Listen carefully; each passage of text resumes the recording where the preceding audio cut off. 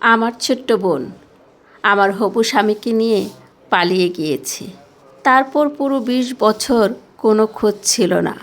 আর আজ তার ছেলেটা হঠাৎ আমার বাড়ির দরজায় এসে দাঁড়ালো।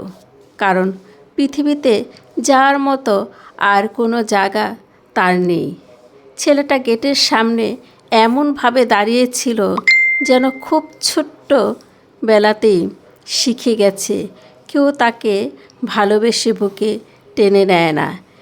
একদম শুকনো গরম গায়ে ঢোলা একটা পুরনো জ্যাকেট কাঁধে থেকে ঝুলে পড়ছে, এক হাতে ছোট্ট একটা ট্রাভেলের ব্যাগ।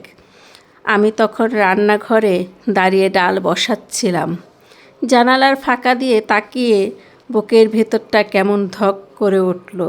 ছেলেটার বয়স 13-14 হবে, এখনও পুরোপুরি বড় হয়নি, তবু মুখের ভিতরে এমন একটা ক্লান্তি যেটা এই বয়সে ছেলের চোখে মানায় না।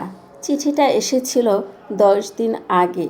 ময়মনসিংহ থেকে এক মহিলা পাঠিয়েছিল। লিখেছিল সে আমার বোন উর্মি, পাশের বাসার মানুষ ছিল। আপা, খুব দুঃখের সঙ্গে জানাচ্ছি উর্মি আপা নিউমোনিয়াতে মারা গেছে। তার ছেলে আরিফ এখন একদম একা। 3 বছর আগে ওর বাবাও সড়ক দুর্ঘটনা মারা গেছে। আত্মীয় বলতে এখন শুধু আপনিই আছেন, শুধু আমি। চিঠিটা 4 ভাঁজ করে আলমারির ড্রয়ারে রেখে দিয়েছিলাম। পুরনো বিদ্যুৎ বিল, বাবার রিপোর্ট আর নাছোয়া কিছু কাগজের নিচে।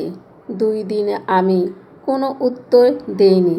3য় দিন শুধু 2টা শব্দ লিখে পাঠিয়েছিলাম, পাঠিয়ে দিন। আর কী বা বলতাম যে আমি 20 বছর আমার বোনের মুখ দেখিনি, যে তার নামটা পড়লেও আজও বুকের ভেতরটা পুরনো ক্ষতটা ধক করে ওঠে। কিছু ব্যথা পুরনো হয়ে যায় কিন্তু কখনো শেষ হয় না। তবুও ছেলেটা তো কোনো দোষ নেই। আমি হাতে মুছে বাহিরে বের হলাম। আবিরকে দেখে বুঝলাম ও উর্মির ছেলে। একদম সেই একই ঠোঁট, একই রকম জেদি মুখ, একইভাবে নিচু চোখে তাকানো, যেন আগে থেকে ধরে নিয়েছে দরজাটা তার মুখের উপরে বন্ধ হয়ে যাবে। শুধু চোখ দুটো আলাদা, হালকা ধূসর স্বচ্ছ, হয়তো বাবার কাছ থেকে পাওয়া। সে আস্তে আস্তে বলল, আসসালামু আলাইকুম। আমি আবির, উর্মির ছেলে। কাঁধ থেকে ব্যাগটা পড়ে যাচ্ছিল, তাড়াতাড়ি ধরে ফেলল।